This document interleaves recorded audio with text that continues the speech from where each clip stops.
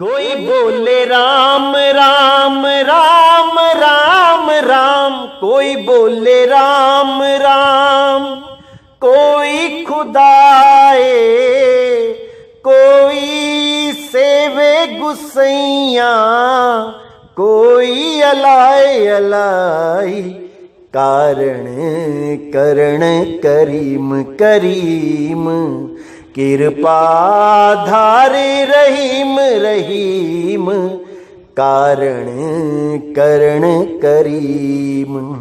कोई नावे तीरथ कोई हज जाई, कोई करे पूजा कोई सिर निभाई, कोई पढ़े वेद वेद, कोई पढ़े वेद, कोई कतेब, कोई ओढ़े नील, कोई सफेद सफेद, कारण करण करीम करीम, कृपा धारे रहीम रहीम, कारण करण करीम। कोई कहे तुर्क कोई कहे हिंदू, कोई बाछे भिसत कोई सुरगिंदू, कहो नानक नानक, कहो नानक, जिन हुकुम पछाता, प्रभ साहिब का तिन भेद जाता जाता, कारण करण करीम करीम, कृपा धारे रहीम रहीम, कारण करण करीम। कोई बोले राम राम राम राम राम, कोई बोले राम राम, कोई खुदाए, कोई सेवे गुसैया, कोई अलाए अलाए, कारण करण करीम करीम, कृपा धारे रहीम रहीम, कारण करण करीम। नमस्कार मेरे प्यारे भाइयों, मेरे परमात्मा के प्यारे जीवहंसों, मैं बंदी छोड़ से यही अरदास करता हूं कि आप सब मेरे भाइयों का विवेक पहले से ज्यादा और ज्यादा और ज्यादा से ज्यादा बढ़ता ही जाए, और ऐसी कोई दुविधा ना रहे जो मेरे भाइयों के मन में 1% भी घर कर पाए। मैं हमेशा यही अरदास करूंगा उस बंदी छोड़ से कि आप सबको इतना विवेक देवे, इतना विवेक देवे कि कोई भी अधूरा गुरु आपको भ्रमित ना कर पाए। जितने भी ये अधूरा ज्ञान देने वाले बैठे हैं, जितने भी ये भ्रमित करने वाले बैठे हैं, इन सब की चालाकियां आप पकड़ सको, आप जान सको कि आपको कहां पे धोखा दिया जा रहा है। मैं मालिक से यही अरदास करता हूं कि इतनी विवेक शक्ति आप में आ जाए कि अपना भला और बुरा खुद पहचान सको। क्योंकि मेरे भाइयों, आपने ही अपना ख्याल रखना है, आपको ही अपने आप को बचाना है। अगर आप हल्का सा भी कमजोर हो गए तो ये अधूरे गुरु आपका जीवन बर्बाद कर देंगे। ये आपको 1,84 में ले जाएंगे, फिर वहां से निकलना नामुमकिन साबित हो जाएगा। पता नहीं कितने जन्म 1,84 में भटकने के बाद एक जन्म मिलेगा फिर दोबारा इंसान का। इसलिए मेरे भाई, इस जन्म में गलती नहीं करनी है। जो भी आपको समझाया जा रहा है संतों की वाणियों के द्वारा, उसको अच्छी तरह समझ के निबेड़ा करना है सत्य और असत्य का। इन्हीं वाणियों में सार छुपा होता है, बस वो सार आप तक पहुंचा नहीं पा रहा है कोई। और अब आपको एक एक चीज को समझना है, क्योंकि परमात्मा की दया से ये मूल ज्ञान खुल चुका है। अब ऐसा कोई भी भ्रम नहीं होगा जो मेरे भाइयों को भ्रमित कर पाएगा। लेकिन आपने हर चीज को समझना है, विचार करना है और उसके बाद परख करके अपनाना है। जल्दबाजी बिल्कुल नहीं करनी है मेरे भाइयों। किसी भी पंथ में जुड़ने से, किसी भी पंथ में नहीं जुड़ना है जल्दबाजी में। हर चीज को समझो, हर चीज को जानो कि कहां क्या बताया जा रहा है। जल्दबाजी का काम शैतान का होता है भाई, परमात्मा का नहीं होता। जो लोग कहते हैं कि आओ तुम्हें परमात्मा एक पल में दिखा देते हैं, एक पल में लखा देते हैं, परमात्मा दिखाई देने लग जाएगा, ये सब माया जाल है मेरे भाई, माया जाल है। गुरु केवल भेद बताता है परमात्मा का, ध्यान की विधि बताता है कैसे करना है। उसके बाद मालिक खुद दया करता है, वो देखता है कब किसको क्या देना है। गुरु केवल अरदास कर सकता है परमात्मा से और उसकी अरदास कभी खाली नहीं जाती। इसीलिए मेरे भाइयों, हर चीज को समझो, हर चीज को जानो और गुरु जरूर धारण करो। बिना गुरु धारण किए आपको ज्ञान नहीं हो सकता। लेकिन गुरु के पास ज्ञान अर्जित करने जाओ, ना कि ज्ञान चुराने, क्योंकि जैसा आपका भाव होता है आपका अंतर्मन वैसा ही हो जाता है। अगर आप किसी भी पंथ में ज्ञान चुराने जाते हो तो आप चोर ही कहलाओगे। भले आप वहां से ज्ञान चुरा के वही बातें बोलने लग जाओ जो हम कह रहे हैं, या और कोई पंथ से ज्ञान चुरा के लेके वही बातें करने लग जाओ जो वो पंथ कर रहा है, इससे आप गुरु नहीं बन जाते। ऐसे लोगों को कैसे पकड़ा जाए मेरे भाइयों, आपको एक तरीका बताता हूं। कोई भी गुरु धारण करना है, कोई भी, आप उससे यह पूछो कि यह ज्ञान आपको कहां से मिला, किस गुरु की आप शरण में गए कि आपको यह ज्ञान प्राप्त हुआ। आप देखोगे कई YouTube चैनल 5-5, 7-7, 10-10 साल पुराने हैं और आज तक ये ज्ञान नहीं बोल पाए। लेकिन आज हमारे सत्संग सुन सुन के हमारी ही भाषा बोलने लगे। इसी को बोला गया है कौवा चला हंस की चाल, और अपनी चाल भी भूल गया।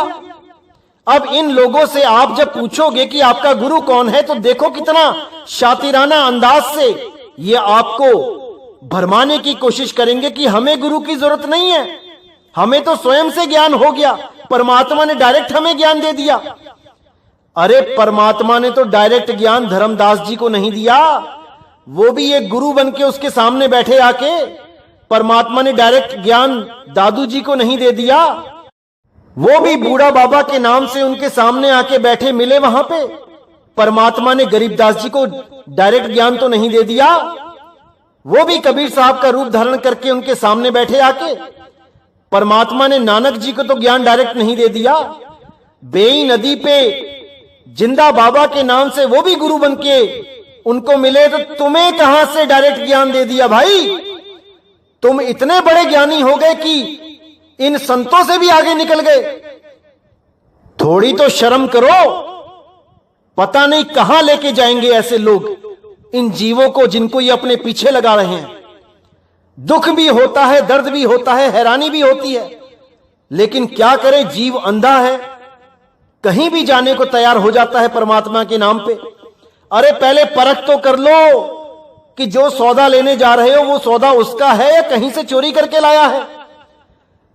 अगर कोई अपनी दुकान का हीरा बेचता है, कहीं भी खड़ा होके वो डंके की चोट पे बेचता है, और जब एक चोर बेचता है तो वो छुप छुप के बेचता है, वो बताता नहीं है कि किस दुकान से हीरा प्राप्त हुआ है, क्योंकि बता देगा तो चोरी पकड़ी जाएगी।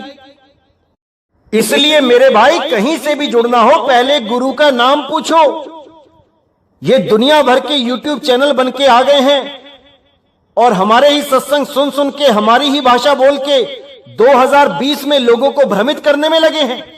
क्योंकि काल भगवान ने भी बोला था कि तेरा पंथ चलने से पहले ही इतने पंथ चला दूंगा कि सत्य सत्य का निबेड़ा ही नहीं कर पाएगा ये जीव। इतनी धुनें दिखा दूंगा लोगों को, इतनी धुनों का ज्ञान दे दूंगा कि सब उसी में उलझ जाएंगे। आज कोई बांसुरी में उलझा है, कोई शंखनाद में उलझा है, कोई बीणा में उलझा है, कोई सारंगी में उलझ गया है, कोई इस झींगुर की आवाज में उलझ गया है जो 24 घंटे कानों में आती रहती है। इसी को सत्य मान के बैठ गए हैं लोग। इसी को सोचते हैं कि इसका ध्यान करो तो मानो जैसे मंदिर में भगवान की मूर्ति के आगे खड़े हो गए। ऐसा मूर्ख बनाते हैं ये लोग। इन लोगों से बच के रहना है मेरे भाइयों। ये वो आवाज नहीं है जो तुम्हें परमात्मा के दर तक पहुंचा सके, जो तुम्हें जगा सके। अरे वो परमात्मा की आवाज, वो अखंड नाद, जब आप उसका ध्यान करते हो और वो जब प्रकट हो जाती है तो आपको देह का भी अंदाजा नहीं रहता कि मेरी देह है कहां पे। और इस आवाज को तो आप 24 घंटे सुन सकते हो। सुनते सुनते आप हल्की सी पिन मारो अपने शरीर में, अगर आपको महसूस होता है वो दर्द, तो समझ जाना कि अभी उस शब्द से नहीं जुड़े। वो सार शब्द नहीं है, वो नकली शब्द है। अरे जब असली शब्द से जुड़ोगे तब इस देह का अनुमान भी नहीं लगा पाओगे कि देह है कहां पड़ी। इसीलिए साहिब ने बोला कि एक पल ध्यान विदे जो पावे और ताकि महिमा वर्णी न जावे। उसकी महिमा नहीं गा सकता कोई। अगर 1 सेकंड के लिए भी अगर वो विदेह शब्द का अनुभव हो जाए तो। अरे ये झींगुर तो दिन रात चल रहा है। ये ब्रह्मनाद है भाई, ये आकाश तत्व की आवाज है। ये हर जगह मिलेगी आपको, लेकिन इसकी फ्रीक्वेंसी अप एंड डाउन होती रहती है। ये कभी हल्की चलती है, कभी एकदम तेज हो जाती है। यही माया है, यही माया है। लेकिन ऐसे अधूरे गुरु आ गए हैं आजकल कि क्या बताऊं। ऐसा ऐसा खेल खेल रहे हैं जीवों के साथ कि क्या बताऊं। इन लोगों को कोई फर्क नहीं पड़ता कि ये जीव अगले जन्म में बैल बनेगा कि बकरी बनेगा कि भालू बनेगा कि चीता बनेगा, कोई फर्क नहीं पड़ता। इनको बस झूठी वाहवाही चाहिए, इनको सतगुरु का टैग चाहिए अपने नाम के आगे। ऐसे लोगों से सावधान रहना है मेरे भाइयों, सावधान रहना है। वो सार शब्द ऐसा नहीं है कि आपको कोई मोबाइल पे चला के बता दे कोई आवाज तो आप उसी को सार शब्द मान के उसी को सुनने लग जाओ, और वैसी ही आवाज जो आपके चारों तरफ से आ रही है आप उसको सत्य मान के बैठ जाओ, वही सार शब्द है। अरे भाई, सार शब्द की तो बात ही निराली है। जब वो शब्द आता है तो सारी सूरत इस देह को छोड़ देती है। वो शब्द इस 3 लोक में नहीं सुनाई देता। इस 3 लोक में जो कुछ भी सुनाई दे रहा है वो काल की ही धुन है, वो काल की ही नाद है। जो सार शब्द है वो विदेही है। उसके लिए पूरी सूरत को शरीर से बाहर निकालना होता है और वो आप नहीं निकाल सकते, वो शब्द गुरु ही खींचता है। तो मेरे भाइयों, अच्छी तरह समझना है, ये जो झींगुर की और सीटी की आवाज आ रही है ये ब्रह्मनाद है भाई। ये तत्वों की आवाज है, ये नाश हो जाएंगी। जैसे ही तत्व खत्म होंगे ये आवाजें खत्म हो जाएंगी। हमने उस आवाज को समझना है, उस आवाज को जानना है जो सदा सदा से होती आ रही है। उस अखंड नाद को ग्रहण करना है, ना कि इस झींगुर की आवाज में उलझ जाना है। तो भाइयों, आज का जो सत्संग होगा वो सतगुरु के लक्षण पे होगा। सतगुरु के लक्षण क्या होते हैं, कौन होता है सतगुरु, उस सतगुरु में क्या गुण होने चाहिए, आज इसी पे डिस्कस करेंगे वाणी के द्वारा। तो क्या कहती है वाणी? गरीब सतगुरु के लक्षण कहूं, मधुरे वैन विनोद, 4 वेद 6 शास्त्र, कहां 18 बोध। यानी कि सतगुरु के लक्षण कहता हूं मैं, अच्छी तरह समझो वो कौन है। सतगुरु के लक्षण कहूं, मधुरे वैन विनोद, यानी वो ऐसा सतगुरु है जो मधुर है। मधुरे वैन विनोद, उसको प्राप्त करने पर ऐसा विनोद आ जाएगा, ऐसा आनंद अनुभव होगा जिसकी कोई सीमा नहीं, जिसका कोई मुकाबला नहीं, जिसका कोई उदाहरण नहीं मिलेगा। सतगुरु के लक्षण कहूं मधुरे बैन विनोद, 4 वेद 6 शास्त्र कहां 18 बोध। कि ये 4 वेद 6 शास्त्र 18 बोध, ये उसके बारे में कहां बयान कर सकते हैं? ये उसके जैसा आनंद कहां प्रदान कर सकते हैं? वो तो सबसे न्यारा है, सबसे न्यारा, इस देह से न्यारा, 5 तत्वों से न्यारा, 3 गुणों से न्यारा, 25 प्रकृतियों से न्यारा, सबसे न्यारा है। उसको यहां पर अनुभव किया ही नहीं जा सकता। कि कोई सोचे अभी बैठे बैठे उसके कानों में सार शब्द की आवाज आने लग जाए, ऐसा नहीं होता है। उसको प्राप्त करने के लिए भेदी गुरु से वो विधि प्राप्त करनी पड़ती है जिससे आपकी सूरत को उस शब्द में लगाया जा सके। और वो ऐसा नहीं है कि मोबाइलों पे उस सार शब्द की धुन को सुनाया जा सकता है, कि उसी से मिलती हुई धुन जो 24 घंटे चल रही है हमारे आजू बाजू, उस आकाश तत्व, उस ब्रह्मनाद को सुनवा के जीवन बर्बाद कर दिया जाए, ऐसा नहीं है। तो कहते हैं सतगुरु के लक्षण कहूं अचल विहंगम चाल, हम यमरापुर ले गया ज्ञान शब्द सरघाल।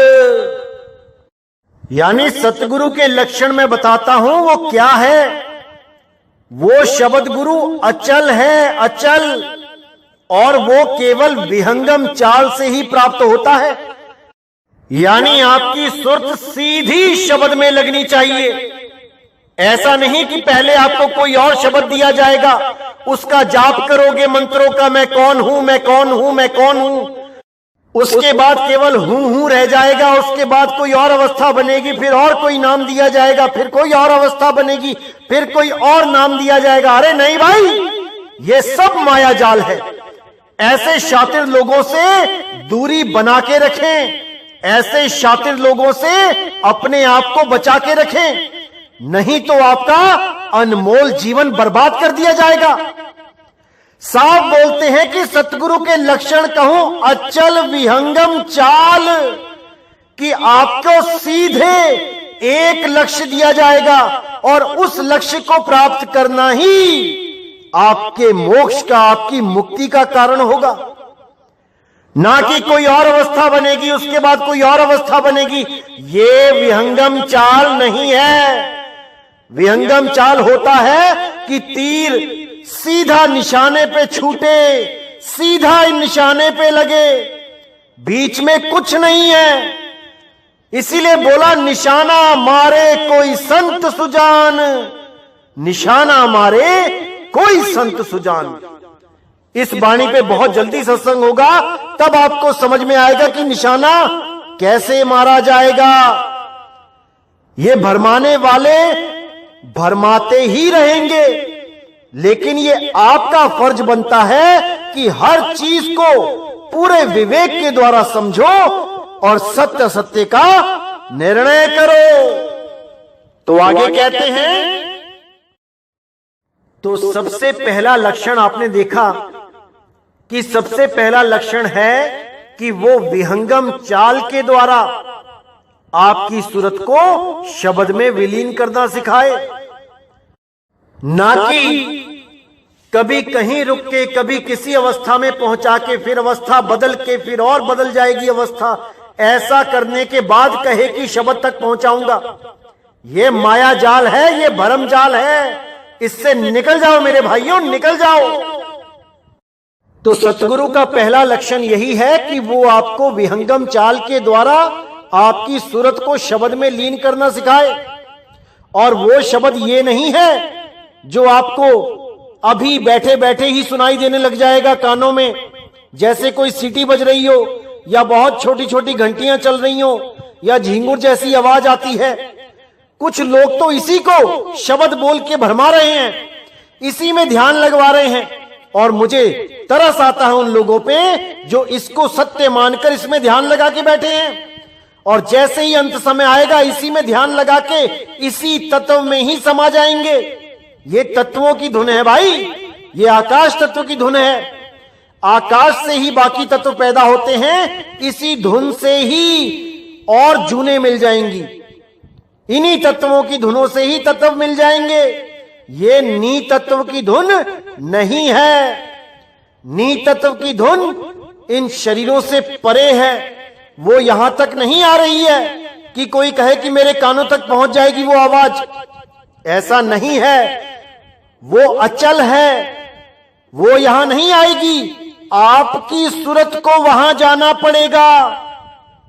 आपकी सूरत को इस शरीर से परे पहुंचना होगा। वहां पर आपको वो अखंड नाद सुनेगा और आपका सारा कनेक्शन इस शरीर से खत्म हो जाएगा।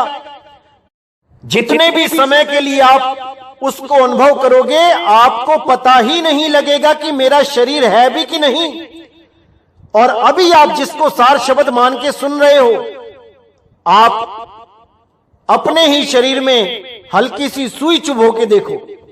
आप उस शब्द को भी सुन रहे हो, उस नकली शब्द को, उस ब्रह्मनाद को, और आपको दर्द भी होगा। इसका मतलब वो शब्द नहीं है, वो सार शब्द नहीं है। वो सार शब्द होता तो सारी चेतना उसमें उसी वक्त समाती और आपको अनुभव तक नहीं होता कि मेरे शरीर में कुछ हो रहा है। ये मैं उस अवस्था की बात कर रहा हूं जब आप केवल और केवल सार शब्द में लीन होते हो। ये उस समय की बात कर रहा हूं मैं, उस पल की बात कर रहा हूं जिसके लिए साहिब ने बोला, एक पल ध्यान विदे जो पावे, ताकि महिमा वर्णी न जावे। ध्यान विदे और नाम विदेहा, दो लख पावे तो मिटे संदेहा। ध्यान विदे और नाम विदे, इन दोनों का बोध जब हो जाए तब समझो कि आपको सार शब्द का अनुभव हो गया है। जब तक इन दोनों का बोध नहीं हो पाया, सार शब्द प्रकट नहीं हो सकता, क्योंकि सार शब्द ही नाम विदे है और नाम विदे लिया दिया नहीं जाता। वो केवल अनुभव का विषय है, उसको केवल क्रॉस चेक किया जाता है गुरु के द्वारा कि जो मुझे अनुभूति हो रही है क्या यही नाम विदे है। तो मेरे भाइयों, अच्छी तरह समझना है, एक एक चीज को अच्छी तरह ग्रहण करना है। ये अधूरे गुरु कब आपको जाल डाल के फंसा लेंगे आपको पता भी नहीं लगेगा।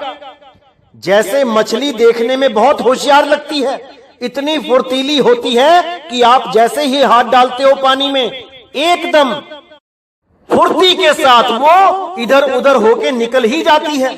आप पकड़ नहीं सकते उसको पानी में।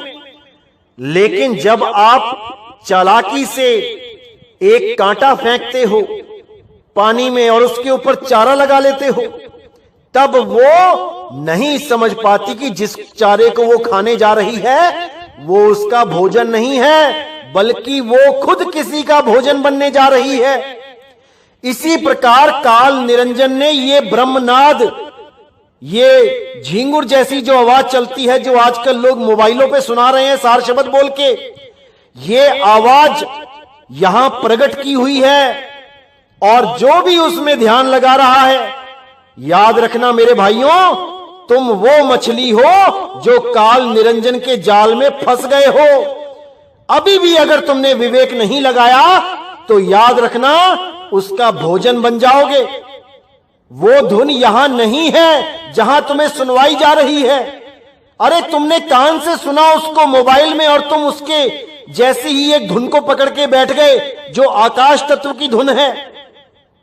पूछो अपने गुरु से कि 5 तत्वों की अलग अलग धुनें कैसी होती हैं, बताए जरा, क्योंकि हर तत्व की अलग धुन होती है। लेकिन परमात्मा की धुन निहित तत्व है, वो तत्वों से परे है।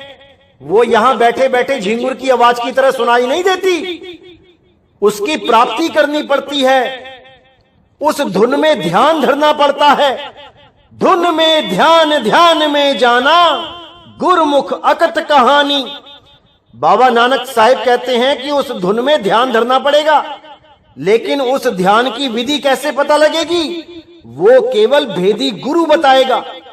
तब आप उसको प्राप्त कर सकते हो। अन्यथा ऐसे नहीं कि बैठे बैठे झिंगुर की आवाज सुनते रहे और अंत समय में प्राण निकल गए और झिंगुर बन के ही आ गए यहां पे। क्योंकि जहां आशा तहां वासा। समझ जाओ मेरे भाई, इसको समझ जाओ। तो पहला लक्षण आपको समझ में आ गया कि सतगुरु का क्या लक्षण होता है, जो विहंगम चाल से जोड़ता है।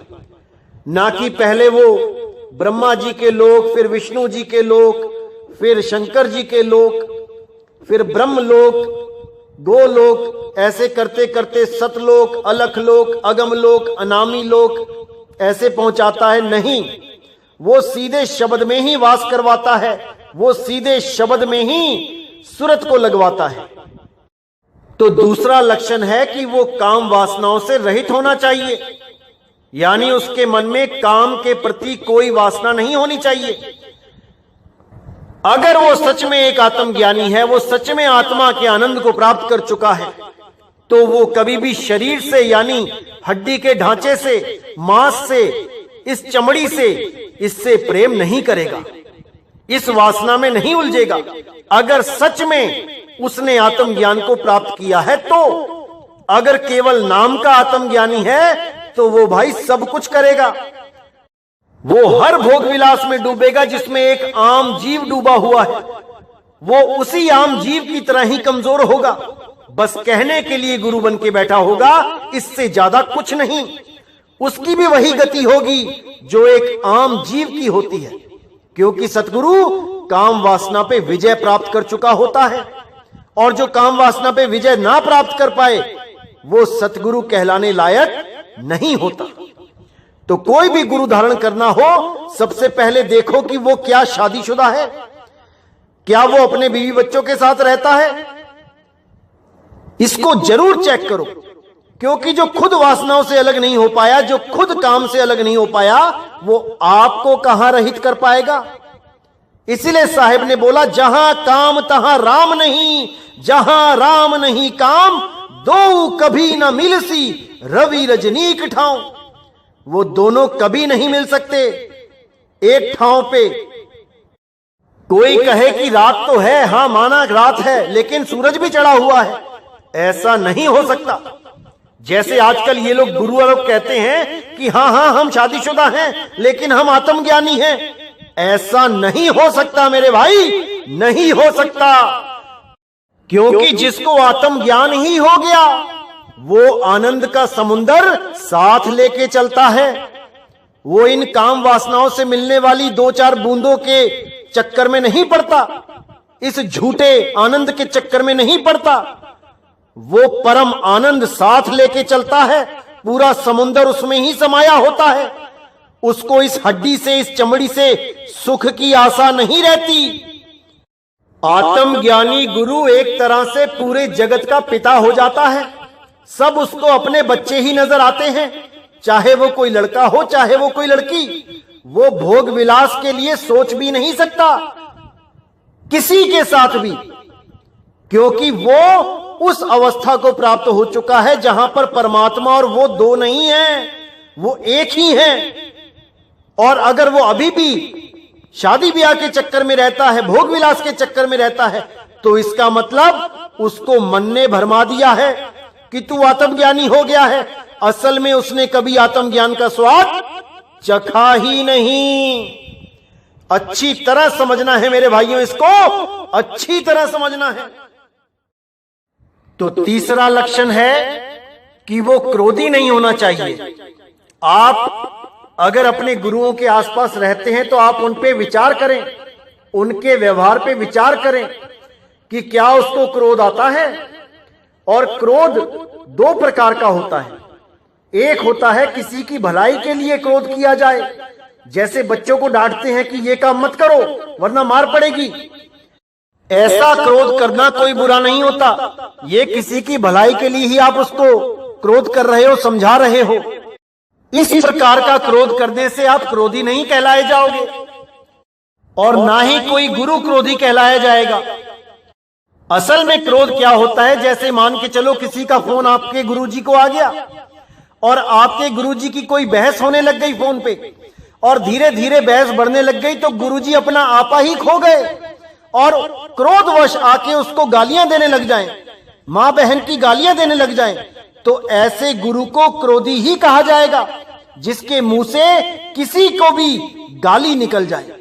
यानी अभी उसको अपने ऊपर कंट्रोल ही नहीं है। अभी वो यही नहीं समझ पाया है कि जिसका फोन उसको आया है वो भी मालिक का ही बच्चा है, वो भी परमात्मा का ही जीव है। अगर वो तुम्हारे से विरुद्ध कुछ बात कर भी रहा है तो तुम ज्यादा से ज्यादा क्या करो, उसका फोन काट दो, ना कि उसको गालियां देने लग जाओ। अगर ऐसा कोई गुरु करता है उसको तत्काल ही त्याग देना चाहिए। यह क्रोध का ही लक्षण है और क्रोधी गुरु कभी किसी को पार नहीं कर सकता। तो चौथा लक्षण क्या है कि वो हर प्रकार के लोभ से दूर होना चाहिए। लोभ क्या होता है इसको अच्छी तरह समझें। जैसे कोई भी गुरु है, A to Z कोई भी गुरु है, और अगर वो सत्संग कर रहा है और उसके सत्संग में चढ़ने वाला जितना भी दान चंदा है, जितने भी पैसे हैं, अगर वो उन पैसों को अपने आश्रम में ऊंची ऊंची दीवारें बनाने में लगा है, अपने बड़े बड़े महल खड़े करने में लगा है, बड़ी बड़ी गाड़ियां खरीदने में लगा है, करोड़ों रुपए की गाड़ियां लेके उसी में बैठना पसंद कर रहा है, करोड़ों रुपए के संगमरमर लगा के बैठा है अपने आश्रम में, बड़े बड़े सिंहासन बना के बैठा है, तो याद रखना मेरे भाइयों, वो लोभी गुरु है, लालची है। वो केवल तुम्हें दिखाने के लिए गुरु बना बैठा है, वो तुम्हें दिखाने के लिए एक सन्यासी बना बैठा है, लेकिन उसका अंतर्मन सन्यासी नहीं है। केवल बाहर से चोले पहनने से कोई सन्यासी नहीं हो जाता। उसके मन में तो एक आम आदमी से भी ज्यादा वासना छुपी है माया की। वो एक झोपड़ी में नहीं रह सकता, उसको रहने के लिए बड़े बड़े महल चाहिए। मेरे भाई, यही माया उस गुरु के पतन का कारण बनेगी। उस गुरु को भी 84 में लेके जाएगी और उसके पीछे जो बेचारे चेले लगे हैं वो भी इस माया में उलझ पुलझ के मर जाएंगे।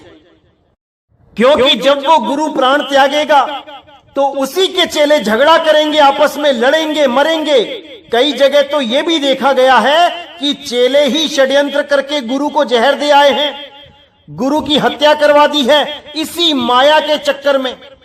और ये गलती किसकी है? उसी गुरु की है जिसने इतनी माया इकट्ठी कर ली। अरे अगर वो माया इकट्ठी ना करता और एक झोपड़ी में ही बैठा होता सारी उम्र, तो कौन सा चेला उसको जहर देने जाता? कौन सा चेला उसके झोपड़े पे अधिकार करने की कोशिश करता?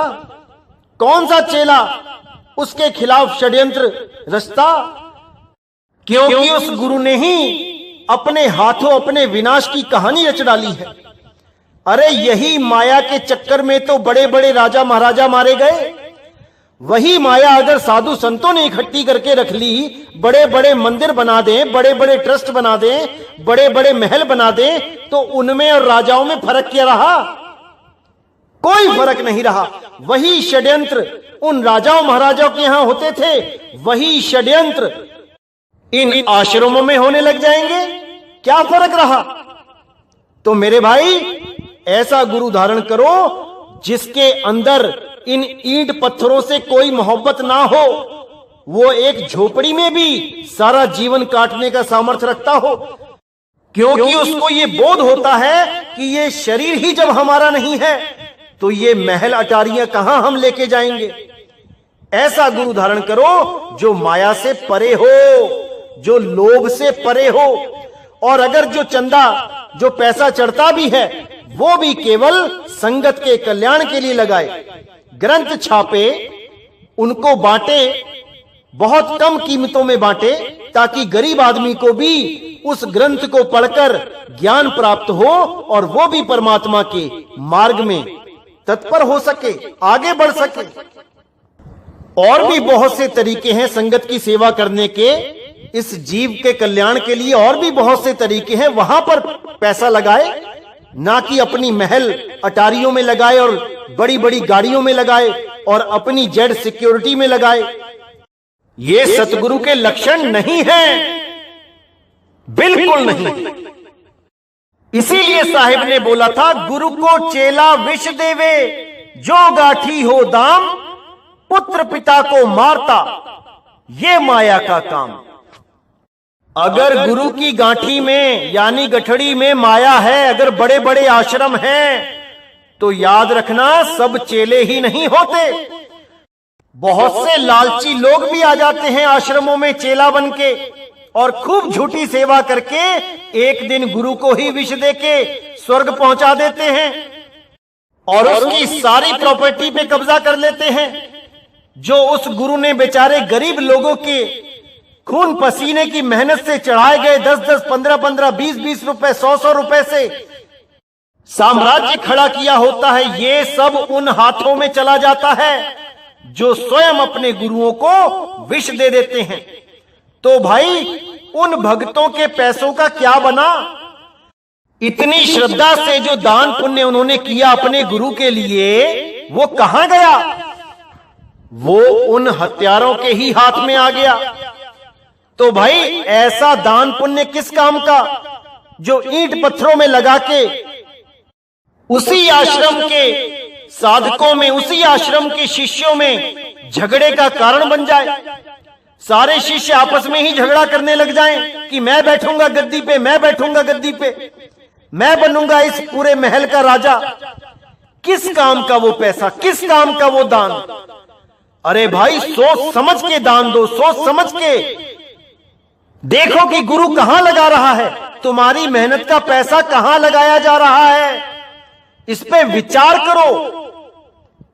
तो भाई ये सतगुरु के लक्षण नहीं है, बिल्कुल नहीं है। जो जनता का पैसा अपने ऐशो आराम में लगाए, अपने आश्रमों को बढ़ाने में लगाए, ऐसा नहीं होना चाहिए। रविदास जी महाराज, कबीर साहब जी, नानक साहब जी एक झोपड़ी में रह के चले गए। उन्होंने तो कभी डिमांड नहीं करी कि बड़े बड़े आश्रम होने चाहिए। पूरी दुनिया में गुरु कहलाए, पूरी दुनिया में उनके शिष्य हैं, लेकिन उन्होंने तो ऐसा कोई बड़ा विशाल आश्रम नहीं बनाया। जो आज ये लोग बहाना मारते हैं कि संगत बढ़ रही है, अब हमें बड़े बड़े आश्रम चाहिए, हमें बहुत बड़े बड़े संगत हॉल चाहिए। अरे भाई अगर 140 करोड़ तुम्हारी संगत हो जाएगी तो पूरा भारत खरीद लोगे क्या? कि पूरे भारत को खरीद लोगे कि ये आश्रम बन गया हमारा, ये हमारे नाम कर दो जमीनें? अरे कहीं पे सत्संग है, आप जाओ, उस शहर में कोई बड़ा मैदान है, वहां पे आप सत्संग करो परमिशन लेके और अपने अपने घर वापस हो जाओ। कौन से आश्रम की जरूरत है, कौन से बड़े बड़े संगत हॉल की जरूरत है? क्यों लोगों का पैसा जमीनों में लगाया जा रहा है? क्यों ईंट पत्थरों में लोगों का मेहनत का पैसा लगाया जा रहा है? लोगों का पैसा केवल लोगों के कल्याण में लगना चाहिए, प्रचार में लगना चाहिए, और कोई मुद्दा नहीं है किसी का भी पैसा कहीं भी लगाने का। इसका हिसाब किताब सबको देना पड़ेगा। अरे भगत के अन्न में बड़े बड़े दांत हैं, भजेगा तो पचेगा, नहीं तो फाड़ देते आंत हैं। भजेगा यानी भक्ति भी करेगा, और जो दान पुण्य मिल रहा है उसको सही जगह लगाएगा, तब बचेगा भाई, नहीं तो आते ही फटेंगी और कोई सुनवाई भी नहीं होगी। तो मेरे भाई अगला लक्षण क्या है वो देखते हैं। तो अगला लक्षण है कि वो मोह से दूर होना चाहिए। मोह का क्या मतलब है? जहां पे अपने और पराये का भेद हो। ऐसा बिल्कुल नहीं होना चाहिए कि अपने शिष्यों को तो वो बिल्कुल सही गाइड करे और दूसरों के शिष्यों को गलत गाइड करे, गलत मार्गदर्शन दे। ऐसा बिल्कुल नहीं होना चाहिए। जितना प्रेम वो अपने शिष्यों से करता है, उतना ही प्रेम उसको अन्य गुरुओं के शिष्यों से भी होना चाहिए। जितना दुख उसको अपने शिष्यों के दर्द में होता है, उतना ही दुख उसको दूसरों के शिष्यों के दर्द में भी होना चाहिए। ऐसा नहीं कि अपना कोई चेला मर गया तो गुरुजी रो रहे हैं और दूसरों के चेले मर गए तो गुरुजी हंस रहे हैं। ऐसा नहीं होना चाहिए। सब जीवों को एक समान, एक दृष्टि से देखना चाहिए। इसीलिए बोला गया गल्ली जोग ना होई, एक दृष्टि कर समसर जाने, जोगी कहिए सोई, गल्ली जोग ना होई। कि बातों से कोई जोगी नहीं हो जाता, उसके भाव देखो, उसके संस्कार देखो, उसकी आदतें देखो, तब समझ में आता है कि वो सच में एक जोगी है कि नहीं। जोगी का मतलब अब कोई ये ना समझ ले कि कानों में कुंडल डालने वाले जोगी होते हैं। अरे जोगी का मतलब है जिसका योग हो गया हो। योग यानी जमा, यानी प्लस, जिसका अपने मालिक से जोड़ हो गया हो, वही योगी है, वही साधु है, वही संत है। तो अगला लक्षण है कि वो मेहनती होना चाहिए, अपनी मेहनत की कमाई खाता हो, वो दूसरों से मिलने वाले दान चंदे पे अपना गुजारा ना करता हो। बहुत जरूरी है कि वो अपनी हक हलाल की कमाई खाता हो और वो कभी भी अपने लिए किसी से कुछ ना मांगे, गरीबी में जिए, परमात्मा के नाम के सहारे जिए, लेकिन अपने लिए कभी किसी से कुछ ना मांगे जब तक उसके हाथ पैर सलामत हैं। अगर खुदा ना खास्ता ऐसी हालत हो जाती है कि वो कुछ कमाने लायक नहीं है, तब भले अपने शिष्यों से अपने पुत्रों की तरह व्यवहार करें और उनसे मिलने वाली मदद को अपना ले, लेकिन जब तक उसके हाथ पैर सलामत हैं तब तक वो किसी से कुछ ना मांगे अपने लिए, और जो कुछ मिलता भी है बिना मांगे वो संगत में ही लगा दे, अन्य जीवों के लिए लगा दे, ना कि अपने लिए महल अटारियां खड़ी करके बैठ जाए। अगर महल अटारियां खड़ी करने का इतना शौक ही है तो अपनी मेहनत के कमाए हुए धन से करो, करो दिहाड़ी जितनी करनी है, करो बिजनेस जितना करना है, लेकिन संगत के पैसे को अपने घर पे, अपने महल में मत लगाओ। उनके पैसों से बड़ी बड़ी गाड़ियां मत खरीदो। इन सब का हिसाब किताब तुम्हें देना पड़ेगा, तुम्हें देना पड़ेगा। तो अगला लक्षण है कि कोई भी गुरु जो मीट, मांस, अंडा, मछली, कोई नशा, तंबाकू, जर्दा, खैनी, बीड़ी, कोई गांजा, अफीम, चरस, हीरोइन, कुछ भी ऐसा यूज करता है या अपनी संगत को अलाउ करता है कि तुम ऐसा कर सकते हो, ये नशे, ये मीट, मांस, अंडा, शराब, ये तुम खा पी सकते हो, अगर कोई भी ऐसा गुरु है तो वो सतगुरु नहीं है। ये गुरुआ लोग हैं, नकली गुरु हैं, अधूरे गुरु हैं।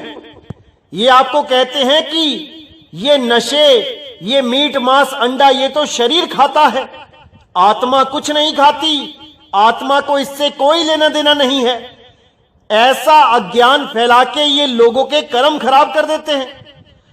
अब इनको कोई पूछने वाला हो कि जैसे किसी आदमी ने किसी का कत्ल कर दिया और जज के सामने जब उसको पेश किया गया और वो बोले, जज साहब कत्ल तो मेरे शरीर ने किया है, मेरी आत्मा ने नहीं किया है, मुझे बख्श दो, तो जज क्या बोलेगा? ठीक है भाई, तेरी आत्मा को बख्श दिया, लेकिन तेरे शरीर ने जिसका कत्ल किया है उसके अपराध में, उसकी सजा में तेरे शरीर को फांसी पे लटकाया जाएगा। तेरी आत्मा से हमने कुछ नहीं कहना, तेरी आत्मा बिल्कुल निर्मल है, उसने कोई पाप नहीं किया है, लेकिन तेरे शरीर ने पाप किया है, तेरे शरीर को नहीं छोड़ा जाएगा। तब क्या हालत होगी आपकी?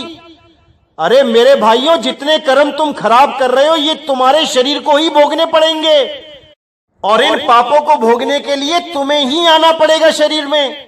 जैसे आज आके बैठे हुए हो वैसे ही तब आना पड़ेगा जब इन सारे कर्मों का हिसाब किताब दोगे। तो ऐसे गुरुओं को तो पैर भी हाथ नहीं लगाना चाहिए जो ऐसी शिक्षा देके समाज का बेड़ा गर्क कर देते हैं। याद रखना भाइयों, कोई भी गुरु गांजा, अफीम, चरस, भांग, तंबाकू, जर्दा, खैनी कुछ भी यूज करता है, उसको तत्काल त्याग दो, वो तुम्हें पार नहीं कर सकता। और अगर कोई मीट मांस भक्षण करता है, वो तो साक्षात राक्षस है। कबीर साहब ने बोला है, मांसाहारी मानवा प्रत्यक्ष राक्षस जान, और ताकि संगत ना करो होए भक्ति में हान। अरे आम आदमी जो मीट खाता है, उसकी भी संगत करने को मना किया गया है, और यहां तो गुरुआ लोग ही मीट खा रहे हैं। ऐसे लोगों को तत्काल त्याग देना चाहिए। अब जो सबसे इंपॉर्टेंट लक्षण है वो क्या है, जो उस गुरु में बिल्कुल नहीं होना चाहिए, वो है अहंकार। अहंकार ही सबसे बड़ी बीमारी है, जो जन्म मरण का सबसे बड़ा कारण है। अगर अहंकार ना हो तो कोई कर्म हो ही नहीं सकता। सब कर्मों का जो जड़ है वो अहंकार है। इसी अहंकार के चलते बड़े बड़े ऋषि मुनि, बड़े बड़े देवी देवता उस मुक्ति पद को प्राप्त नहीं कर पाए। ये अहंकार बड़े बड़े योगी सिद्धों को खा गया। इस अहंकार से कोई बिरला ही बचा है। इस अहंकार से बचना सबके बस की बात नहीं है। कैसे पता लगे कि हमारा गुरु अहंकारी है कि नहीं? बहुत विवेक लगाना पड़ेगा मेरे भाइयों इस चीज को समझने में। कबीर साहब कहते हैं, माया तजनी सहज है, मान तजा नहीं जाए, मान मुनि मुनिवर गले, मान सबन को खाए। ये मान बड़ाई ही सबसे बड़ी प्रॉब्लम है। अगर इस मान बड़ाई में गुरु फंसा हुआ है तो मेरे भाई आपको वो कभी मुक्त नहीं कर पाएगा। क्योंकि जिस शब्द के सिमरन से उसी का मान खत्म नहीं हो पा रहा है, वो भी अभी मान अपमान में फंसा है, वो आपको कब मुक्त कर पाएगा? आपको कौन सा शब्द लखाएगा जिससे आपका मान अहंकार खत्म हो जाए? बहुत इंपॉर्टेंट है, इस पे पूरा विचार करना है। कैसे पता लगे कि मेरा गुरु अहंकारी नहीं है, उसमें मान बढ़ाई की चाह नहीं है? आप परख कीजिए और देखिए, क्या मेरा गुरु किसी और संत महात्मा को अपने आश्रम पे इनवाइट करता है, बुलाता है? क्या मेरे गुरु के आसन के ऊपर बैठकर कोई और महात्मा उसी परमात्मा की महिमा गा सकता है जो परमात्मा मेरे गुरु का भी है? यानी जिस पिता की महिमा मेरा गुरु गा रहा है, क्या वो उसी पिता की महिमा किसी और संत महात्मा से गवा सकता है अपने आश्रम पे बुला के? या केवल अपने आप को ही महान सिद्ध करने में लगा है कि बस मैं ही जानता हूं, जो कुछ जानता हूं परमात्मा के बारे में, बाकी तो सब अज्ञानी है? अगर ऐसा है तो विचार करने की जरूरत है मेरे भाइयों। असली संत वो होता है जो सबको अपने आश्रम पे इनवाइट करे कि आओ, अरे आओ संतों मेला कीजिए, खाली है तो भर भर लीजिए और भरे हैं तो छक छक पीजिए। आओ संतों मेला कीजिए। अरे सबका एक परमात्मा है तो आ जाओ, एक ही दरबार में आओ, सारे सब मिलके महिमा गाएंगे, उस शब्द गुरु की पहचान बताएंगे। आओ सारे मिलके एक भाव से, एक प्रेम से सारे जगत को एक कर दें। इतना तो इन धर्मों ने नहीं बांटा इंसान को जितना इन गुरुओं ने बांट दिया है। मेरे पास है सच्चा नाम, मेरे पास है सच्चा नाम, और लेके क्या बैठे हैं? 52 अक्षर। मेरे पास है सच्चा मंत्र, क्या है? ओम है, सोहम है, ओम कलियम हरियम है, ज्योत निरंजन ओंकार है, रारंकार है, सतपुरुष काल मूर्त शब्द स्वरूपी राम है, और पता नहीं क्या क्या है। इन्हीं नामों में, इन्हीं अक्षरों में बांट के रख दिया इंसान को। अरे क्या है तुम्हारे पास 52 अक्षरों के अलावा? इन 52 अक्षरों से हजारों नाम अलग अलग बना के हजारों गुरु पैदा हो जाते हैं। इसीलिए कबीर साहब ने निबेड़ा कर दिया है कि 52 अक्षर जीव आधारा, आदि अक्षर जीभ्या से न्यारा, ताही को सत सुमिरन कहिए, और सिमर सिमर नर उतरो पारा। इन्हीं 52 अक्षरों के नाम देने वाले गुरुओं के लिए बोला, जो नर पड़े 52 के फेरा, सो नर जानो काल के चेहरा। जो भी 52 अक्षरों के नाम देके कहता है सारी उम्र इसको जपते रहो, वही काल का दूत है। कोई उस गुरु के सिर पे सींग नहीं लगे होंगे कि तुम पहचानोगे कि मेरा गुरु काल का दूत है कि दयाल का दूत है। इन्हीं 52 अक्षरों की वजह से पहचान में आते हैं ये, इन्हीं गलत साधनाओं की वजह से, जप तप की वजह से पहचान में आते हैं ये कालदूत। और आपने ही पहचानना है, मैं तो केवल पहचान बता सकता हूं, बाकी काम आपने करना है। सत्य असत्य का निर्णय आपने करना है। तो अगला जो पॉइंट है, अहंकार का कैसे पता लगे कि मेरे गुरु में अभी मान बढ़ाई का, अहंकार का बहुत ज्यादा जोर है, कैसे पता लगे?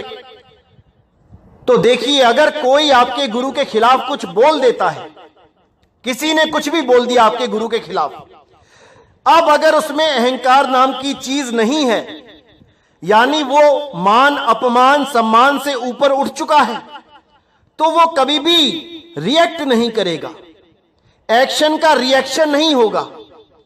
कई गुरु आपने देखा होगा कि उन गुरुओं के बारे में कोई हल्का सा भी गलत बोल देता है तो वो गुरु उठा के क्या करते हैं, मानहानि का केस दायर कर देते हैं।